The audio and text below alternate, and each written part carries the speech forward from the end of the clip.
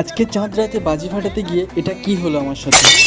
আসসালামু আলাইকুম গাইস, তোমরা সব কেমন আছো? আশা করছি সবাই খুব ভালো আছো। তোমাদের দোয়ায় ভালোবাসায় আমি অনেক ভালো আছি। আজ রমজান মাসের 30তম দিন। আজকে মায়ের রমজান আমাদের থেকে বিদায় নিতে চলেছে, তাই আর বেশি দেরি না করে আমি রেডি হয়ে যাচ্ছিলাম জোহরের নামাজ পড়তে যাওয়ার জন্য। আজকে জুম্বাবার আমি আর আমার দুটো ভাই মিলে বেরিয়ে পড়েছিলাম নামাজ পড়তে যাওয়ার জন্য। এরা দুজন তো আমার মাথা খারাপ করে দিচ্ছিল কোথায় ঘুরতে যাবে বলে। ঈদের দিন কোথায় ঘুরতে যাবে তাই নিয়ে মাথা খারাপ করে দিচ্ছিল আমার। আমি ওদের দুজনের কথায় কান্না দিয়ে বেরিয়ে পড়েছিলাম আসরের নামাজ পড়তে। আসরের নামাজ পড়তে যাওয়ার সময় আমি আমার শ্বশুরের কেটিএমটা নিয়ে এসেছিলাম। আজকে আমার ভীষণ কষ্ট হচ্ছিল, তাই আমি আমার ভাইকে দিয়েছিলাম কেটিএমটা চালানোর জন্য। ও তো ঠিক করে চালাতেই পারছিল না। কেটিএম বলে কথা, যে কেউ কি চালাতে পারে?